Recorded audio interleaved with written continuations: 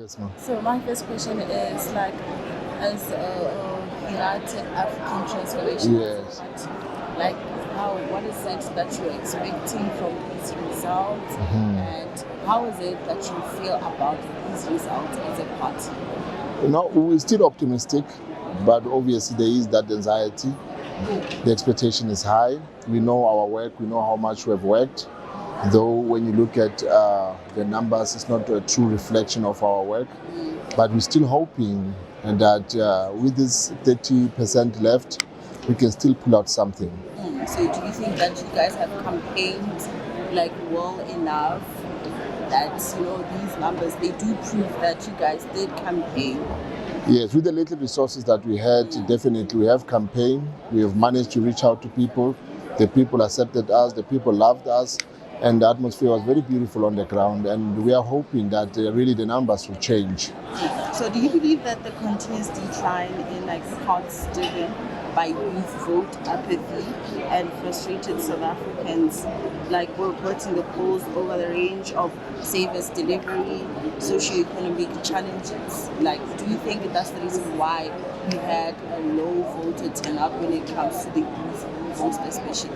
No, definitely most of them contribute, but there are a lot of reasons, because now when the people vote for a party, they are basically saying those people must advocate for their needs.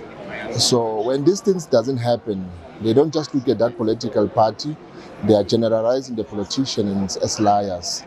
You see, that is why as UAT, already without being government, we build houses, we feed people, because our intentions or our objectives as a party is to elevate hunger and ensure that there's no hunger, because our people are very hungry.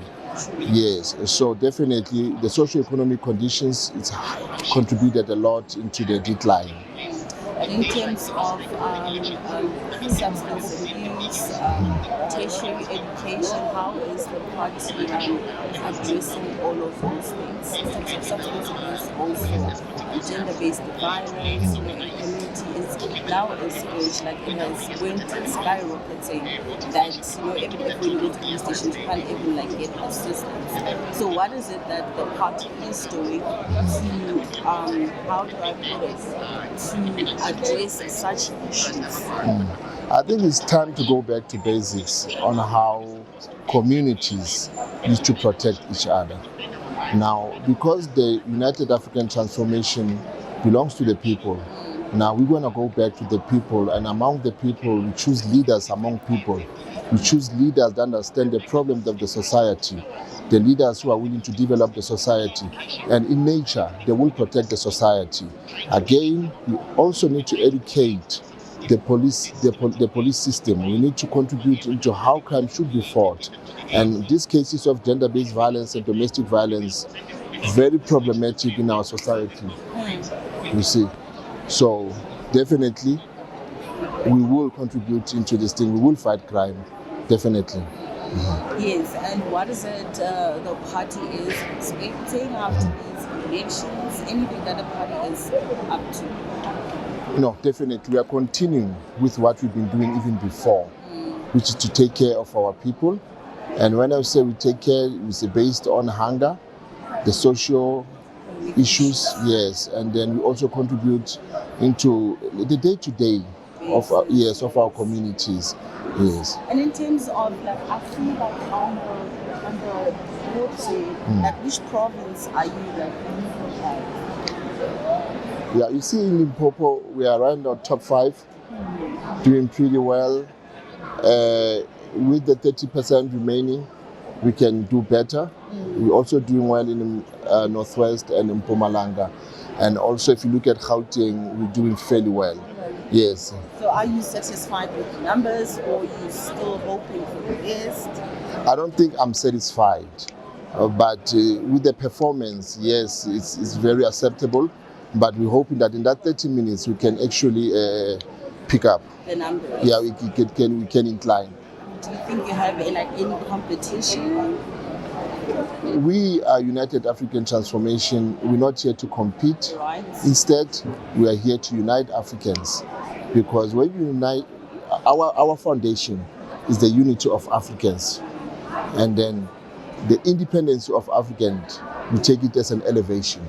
Now, there is no way we could be fighting Africans or compete with Africans. If the Africans approach us and say, we are to protect the Africans and we are to fight hunger with you, we definitely will be supporting such. So definitely no competition. We are addressing the issue that exists, which is hunger. So in terms of this morning with the system glitches, how is the party taking that? No, it's a problem in nature, because you never know what happened during that time. You never know. It tells you that the IEC was not 100% ready. You know, yes, definitely, it's worrying. Yes. Do you think like the IEC could have done like much more?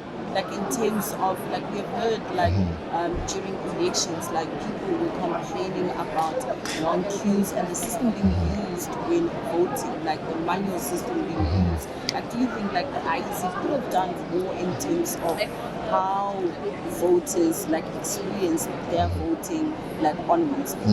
Even advanced countries don't experience 100% like no mistake elections.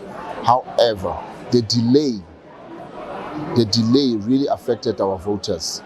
Yes, because people were in the queues for 4 hours.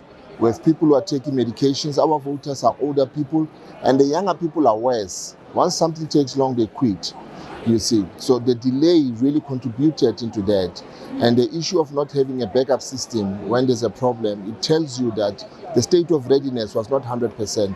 I think they have to improve on that one. From 1994, it's 30 years now. At least every year, there must be developments.